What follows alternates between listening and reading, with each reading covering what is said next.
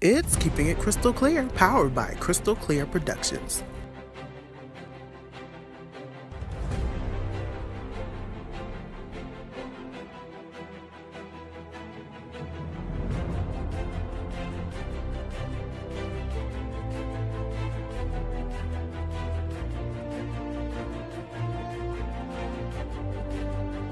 Welcome to Keeping It Crystal Clear. I'm your host, Krystal Yaden, better known as Krystal with a K. I'm always on the move in my city, so let me share with you some of the happenings in the city where there's anything from sweetgrass baskets to Benny wafers, and the Gullah Geechee culture to that good old low country shrimp and grits, in the city that has been deemed to be the number one city, the holy city of Charleston, South Carolina.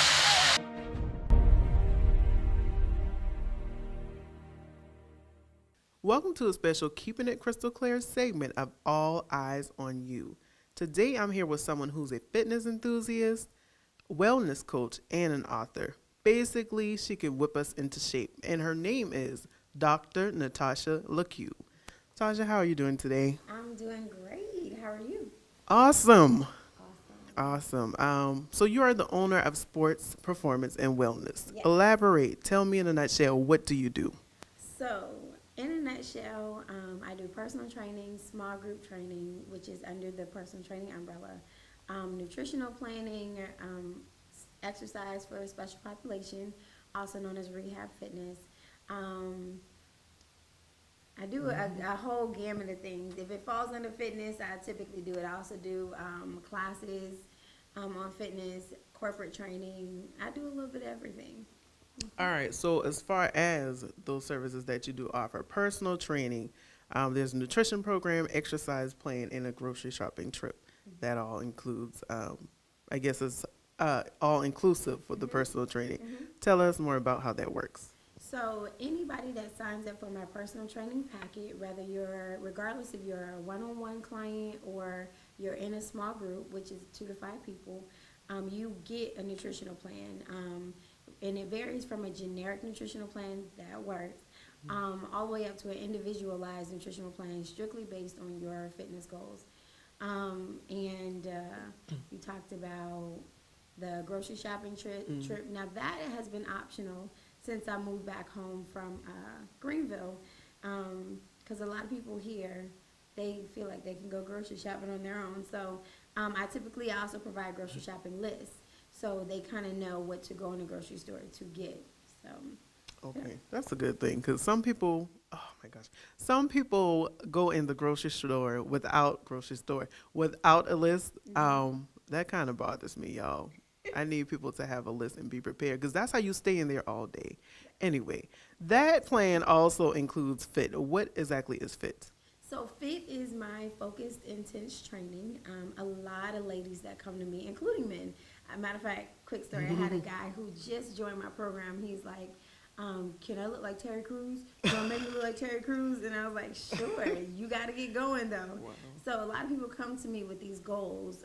The most common goal is a flat stomach and a big booty. So I use my focused intense training to really focus on those areas of getting the stomach flatter and increasing the booty. So that's kind of where that principle came from. So I will take the flat stomach. I don't really need the big booty. Okay, I already have that. Nice, nice. No, but okay. So group training, boot camps. So yeah, I do hold boot camps every Monday and Wednesday at 6 p.m. and that is throughout the entire year.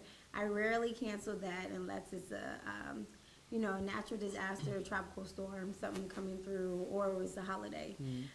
So boot camps every Monday and Wednesday at 6 p.m. at Mount Moriah and the Family Life Center on the track. So. Okay, so between the boot camps and the personal training, about how long is one session? So one session is about 1 hour. So you come in, you start your work, and go home. Well, One of course, hour. I'm in between there yelling at you. But Uh-oh. That is what a boot camp usually is about. right, But right. personal training, you yell at us too? Yes, it depends. It depends if you aren't doing your work, and that's one of my homegirl quotes. If you aren't working, then of course I'm gonna yell at you and I'm gonna say, "What are you doing?" I don't really say it that properly. I say, what you doing? Oh my gosh. Okay. So corporate training, you do that for businesses, for churches and nonprofit agencies. Elaborate on that. So corporate training is a program that most of your churches and, like you said, corporate agencies decide to do when they're trying to get their employees or their trainees fit. Let me talk about one in particular. I work with the public safety down at the College of Charleston about a few years ago, and public safety officers, after they graduate from the police academy, they don't have any more fitness regulations. And so it was really, really, I think, proactive of their chief to call me to install this corporate exercise program to get them moving, to have them do fitness tests, and to kind of see where they are, where their fitness levels are, excuse me. So, a lot of agencies, flip side of that, a lot of corporate agencies will also hire me because the more fit their employees are, the cheaper the insurance for the overall agency. So, it's catch-22. A lot of corporate agencies and churches love it because, churches, you have your spiritual component and your physical component. So. Right. We need that at church because they like to say all church people do is eat. But it's something about after a church program, like we always got to have a little meal or something. So we do need that at the churches, y'all. No offense. So we have exercise for special populations, like people who may have different ailments like diabetes. I know you mentioned multiple sclerosis before. Tell us more about that. So right now, I use the fitness for special populations. That kind of incorporates my physical therapy degree. And I deal with a lot of people with disabilities, in particular, multiple sclerosis, impingement, breast cancer survivors. I've had people who've had osteoarthritis and other forms of arthritis like rheumatoid and things like that. And so they can't do everything a normal trainer would ask them to do. No shade. So they would come to somebody who's a little bit more educated in those ailments to help them through it. So, I have people who have fused vertebrae and, they can't do certain body part or certain movements. So I kind of work with them to get them fit, reach their goals while still working through their disabilities. Okay, that's pretty neat. Nutritional planning. There's 80% nutrition, 20% exercise. Yes. How does that work? Well, a common cliche quote is you can't outwork a bad diet, and that is absolutely true. Generally, you spend about 1 hour a day in the gym if you go to the gym, and typically it's only 3 days a week for most people. For those people who are a little bit more active, it may be 5 to 6 days, but nobody really works out every day of the week, and so that only equates to about 3 to 7% of the week's time. So that other 93% or 97%, you can't. What are you doing during that time? If you're eating, most people eat every hour, 2 hours. They're always munching on something. So if you're munching on bad things, those 3 to 5 hours that you used in the gym, you now negated that. Like this really makes you think about your health. This conversation. So you've had 11 years in health and wellness, and you have a doctorate in physical therapy. When was your life-changing moment that made you say, "Hey, I want to do this. I want to help people get their body fit, help them be more healthier for the rest of your life?" I guess. Well, it kind of happened in between undergrad and graduate school. I became a group exercise instructor at the church I was attending. They built a gym, and I became a group exercise instructor there. And from there, everybody was like, "You should personal train. You have the personality for it." And I started personal training. It was very profitable, very fruitful. And when I went to physical therapy school, I kept it up throughout school. And, I said, well, I love this. And it's become a passion of mine, so I'm going to step out. And God has really, really blown my mind with just all the opportunities that has come along with just following my passion and following my heart. So, and then physical therapy is just like the added bonus because now I can work with people in different ways. I can give them rehab exercises along with the fitness exercises. So, Well, that's a blessing when you can always do your passion. Yeah, and get paid to do what you're right, passionate about, right? right. Okay. So you know, everybody usually has a nickname. So your nickname here is the body architect. Yes. That's what you've been referred to as. Why the name? Well, just like my focused intense training principle says, I have really been able to figure out the art and science, the balance between the two, to give people the body that they want. And a lot of times it's hard. People sometimes fall off when they start to see a little bit of results, but if they keep up with the program, they will indeed get the body that they want. You are the author of the 28-day kickstart to a healthy new you. What is that about? What does these 28 days include?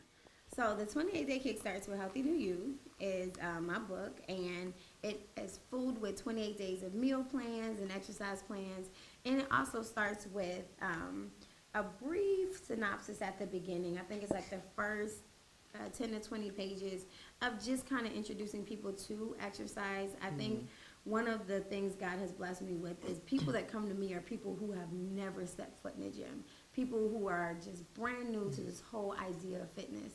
And so it kind of gives me I call it the opportunity and the blessing to introduce them to this lifestyle that prolongs life. How many times a day should you really be eating? And the reason I ask this is because there's always a debate about this question. Well, honestly, it varies depending on, of course, what time you wake up, what time you go to bed. But generally, the most common is 6 to 8 times a day. That's a lot. But you have typically 3 square meals and then snacks in between every meal. So breakfast snack, lunch snack, dinner, and then if you go to bed later, then you want a healthy snack before you go to bed because you don't want to be in that fasting state for a long time. Okay, so healthy snack as in fruit, correct? Is that something good? No? That's up for Uh-oh. debate. Nuts? Um, Almonds? yeah, so nuts are a great choice for a healthy snack. I am all about, your egg whites or yogurts and I drew a blank. Oh, turkey with mustard. I'm all about things like that. Just because a lot of times we forget that fruit is a sugar. And so we overeat fruit thinking, oh my God, it's healthy. Weight Watchers say it's 0 and da da da da. But really, it's a simple sugar. And so our body responds to sugar the same way it responds to eating too many carbs. If we don't need it and we're not about to use it, it converts it to fat. Or stored energy is what it's called. So you got to be careful with the amount of fruit that you eat now. Of course, you can have it in moderation. Okay, I think I make the eating 6 to 8 times a day. I try. I try to do the snacks and the healthy. I try to do the healthy and the meal prep. What kind of snacks? I do almonds. I do. Good.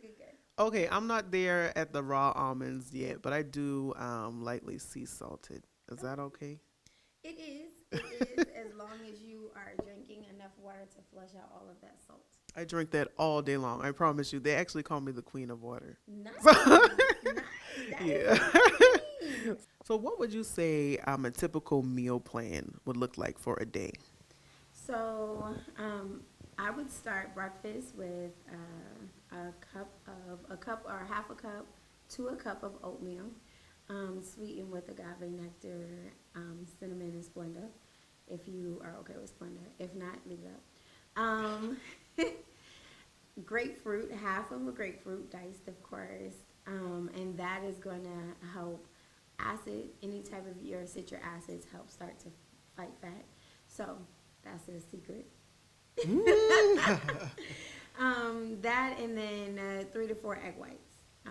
So you have your protein and your carb, and you pair those together to have a square meal. You can add spinach to your egg whites if you would like to kind of give you a green, but it's definitely not necessary. The next thing that I would have as far as a healthy snack, I would have yogurt about 2 hours later. And then I have lunch. Lunch for me typically consists of a salad, chicken salad, or just a green salad, or even a wrap. Typically a wrap is a salad in a wrap. That along with, of course, you want water. If it needs to be flavored, Krystal Light, great value. Go ahead and pour that in there. Sugar free, sodium free. And then after that, I would have some nuts. And then dinner. Of course, dinner for me would be chicken breast, brown rice, or quinoa with asparagus, because you definitely want your carbs, your greens, and your chicken. And then if I am like still hungry at the end of the night, I'll have a quick protein shake, 8 ounces of water with a scoop of protein, just to kind of hold me over until the morning. So that's kind of where I would be. Okay, so I think I do almost do that right. I eat the chicken part of it, and for the regular meal, I guess the dinner or lunch, and the salad part. However, I'm not a big fan of the egg whites. I don't know what it is, but I can't eat the egg whites. I shouldn't be saying this in front of her. I actually eat the part that has the cholesterol in it. So you like a whole egg. So honestly, research isn't really clear on whether you should eat the whole egg or just egg whites, because they are saying that there is benefit in the cholesterol. Now, our body makes cholesterol, so we don't have to actually eat it. Eating your complete proteins and all of your vitamins and minerals, your body will make cholesterol to help repair your veins and arteries when you have those moments of high pressure coming through. So you don't necessarily have to eat it, but there are some schools of thoughts that say, hey, eat the whole egg because there's other benefits in that yolk. But I say just keep it out, because especially our population, the African American population, we struggle with high cholesterol, high blood pressure, diabetes. So why add in if we already struggle with it as a population? So. Right. Yeah. I do add my spinach and my mushrooms because I'm a big fan of spinach, but I try. Yeah, I just got schooled though. I need to know, because you're the wellness coach. Do you eat healthy all the time, or do you have your cheat days? I definitely have. I don't have cheat days. Okay. I have cheat meals. Now, Okay. I am against cheat days. And the reason why I'm against cheat days is because you can essentially negate a week's worth of working hard in the gym one day. In order to lose a pound of fat, you have to have a deficit of about 3,500 calories at the end of the week. If you have a cheat day, you can have 2 meals upwards of 1,500 calories, 2,000 calories, and that whole pound of fat that you just lost, gone. So I am a fan of cheat meals. So pick a day of the week and have one meal that may not be as healthy. I'll just put myself out there. My cheat meal is typically a veggie thin crust pizza. That is like my go-to. Now I know you're like, that's not. That is not a cheat meal. All right. She said, when I eat pizza, I don't order like pepperoni and meat and sausages. I actually order mushroom, spinach, and pineapple on my pizza. As funny as it is. Right. That's why they think I'm a vegetarian sometimes. I'm like, I'm a really thick vegetarian. But anyway. That's funny.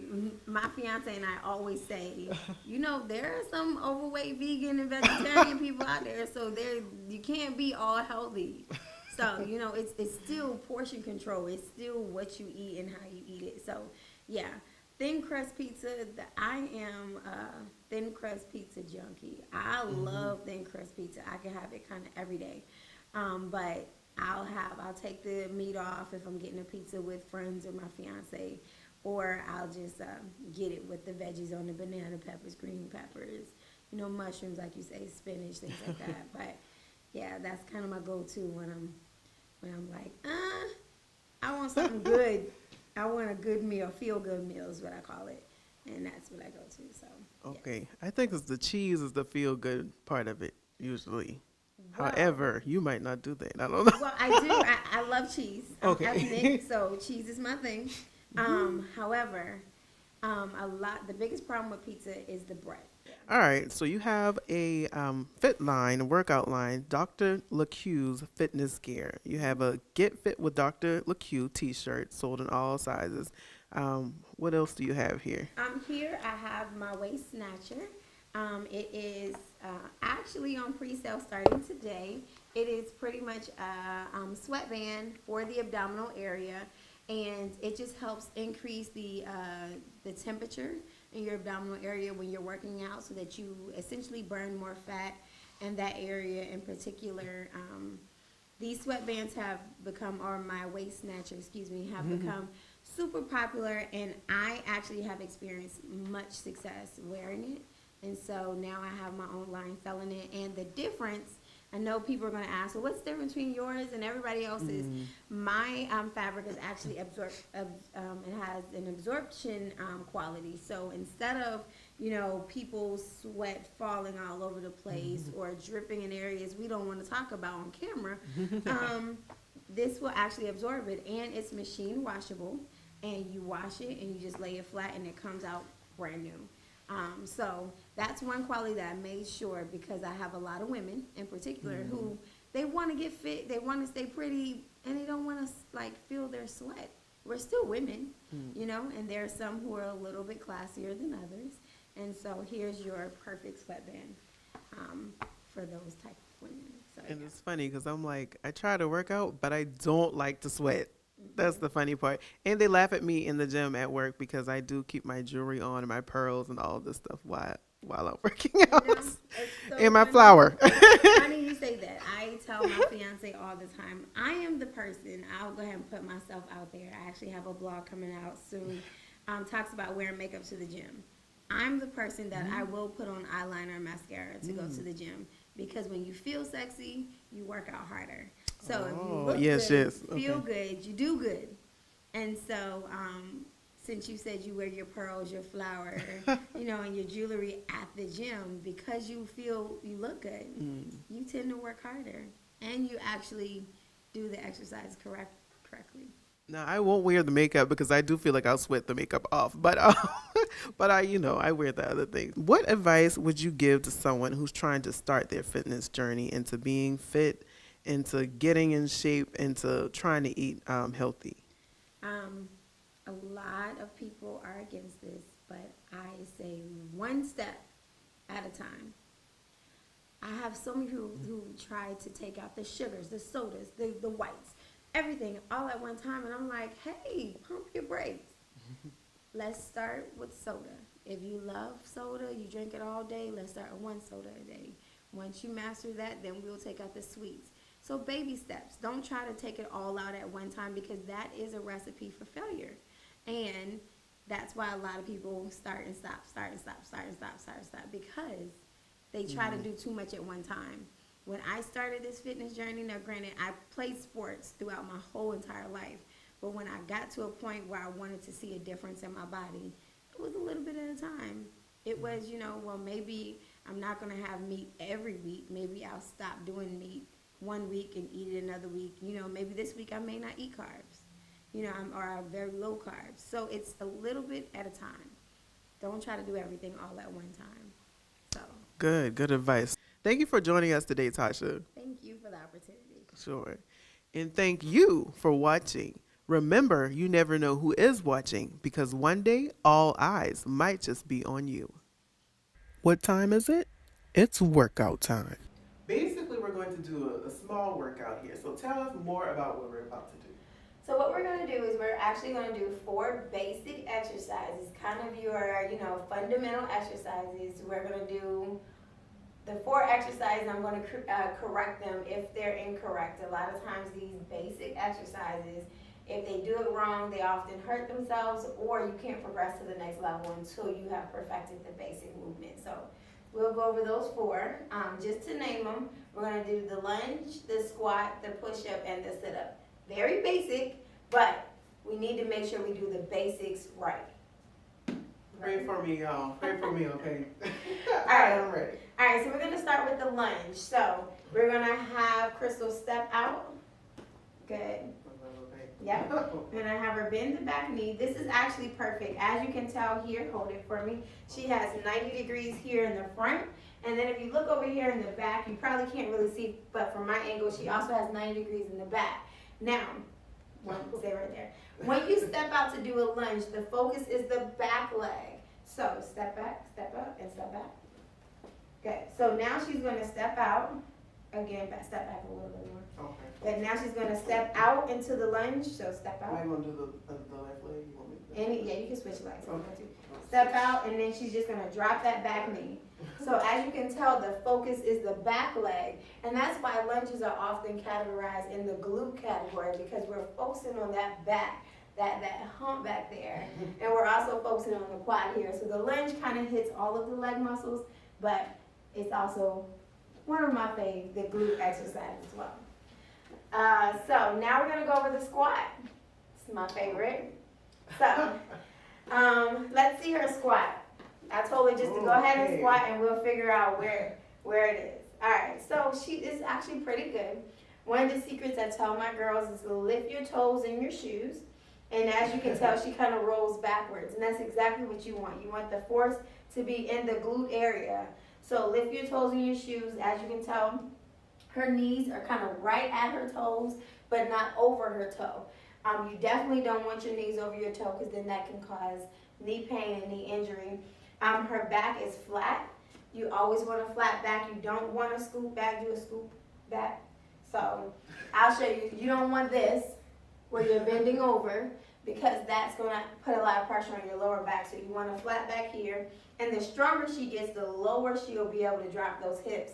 But this is actually really good for, like I said, basics and beginner. Good job. I guess when you come up, you're supposed to squeeze the glutes, right? Yes, so definitely. When you come up, squeeze those glutes nice and tight as well. All right, what's next? Move back over here. So we're going to do a push-up. Now, push-ups can be a love-hate exercise. Most women hate them. But we want strong arms, we want strong upper body, because, you know, eventually we're going to carry the kids. So we got to be able to carry the kids. So you ready? Don't expect me to do a lot of these. I'm just going to do, this is just a demo, okay? All right, so let's start with the modified push-up first. And that's the push-ups okay. on your knees. Okay. So, good. We're going All right. to do like that. Is that correct? That is not correct, No? and I that's don't why know. we're here. We're going to correct it. So, all right. So, first things first, is you're going to come up, do a push-up. Like a regular one? No, do what you were just doing. Okay. All right, so first things first is you're going to tighten up your core. Okay. Good, and it naturally takes that curve out of her back. So you don't want to come all the way up on your knees, but you definitely want that curve out your back. You want it straight here. Then you're going to bend at the elbows. Take your chest down first. Chest first, and push up. Good. Let me get another one. And do one more, hands off so they can see. Go. Good. Perfect. Good job. So that was the modified. You want me to demonstrate the regular, or you got it? I think I can probably do it. Krystal, We're not doing too much. She has it. Okay. So Are we ready? here we're gonna be on our toes. So we're gonna go ahead and let her lift up. Some of the same corrections here. Stomach tight. Good. We want that back flat. Don't want to come up too high. Good. Stomach tight. Bend at the elbows. Take it down and push back up. Good. I'm gonna get down here. Okay, good. One thing that I saw her do is kind of like that scoop to get up, and that can really cause a lot of back pain. So we definitely want to make sure that we try to take that scoop out of it. You want to lead with the chest. So when you're in this position here, you want to lead with the chest first. Chest down here and push back up, okay? Chest down, push back up. A lot of women go here and then go. Whoa. That's terrible for your back. You want to go chest down, then back up, okay? So. That scoop looks like a lot of work, actually. But that's exactly what I think you maybe need. it'd be easier to do it for the. Yeah, so. I didn't know. But exactly, and a lot of women don't know, but it just feels easier to lead with the glute when you're pushing it up. Oh. And it's actually not. You actually use a whole lot more work to do it. All right, so now we're going to do a sit-up. It's another basic exercise that a lot of people do incorrectly. So go ahead and lay on your back. Now, as as a coach, I always want you to be able to do exercises independently without anybody. So we're going to do this exercise without me. So I want you to start with your knees bent and your feet flat. Good. And you probably need to scoot down just a hair this way. Yeah, there you go. So now, so I want you to do it your way first, and then I'll teach you an easier way to get it done. So. All right. Of course, that way does not really work. So I like your way better, I'm sure. So with beginners, I always say start with your hands above your head, all the way above your head, and you keep them above your head. That way you can use momentum to help you come up. So now we're going to get Krystal to use her momentum to come up. Good, good. So notice her feet came off the floor. That is okay. It is A-okay for your feet to come off the floor, because the more you do it, give me two more. The more you do it, the stronger you're going to get. So when she does this at home night after night, her feet won't come up as high. But, you know, right now, since she's a beginner and it's her first time doing it my way, it's gonna come off the floor. But she will, I promise you, give her about a week and she won't have her feet coming off the floor anymore. So, great job, Krystal. All right. Thanks a million. You didn't kill me, and I'm glad.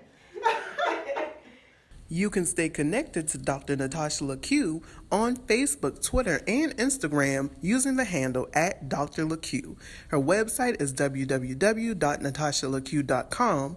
Call her at 864-939-8690 or email her at info@natashalecque.com. A special thank you goes to our business partner, Terrence Antonio Productions.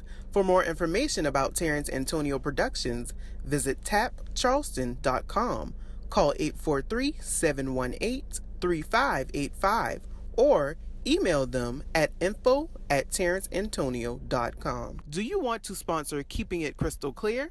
If so, contact us today at 843-608-9416. That's 843-608-9416. Remember, try to do whatever you can to live a long, healthy, fit life. I'm your host, Krystal Yaden, better known as Krystal with a K. Remember to get out there and seed your city. Thank you for watching Keeping It Krystal Klear. See you soon.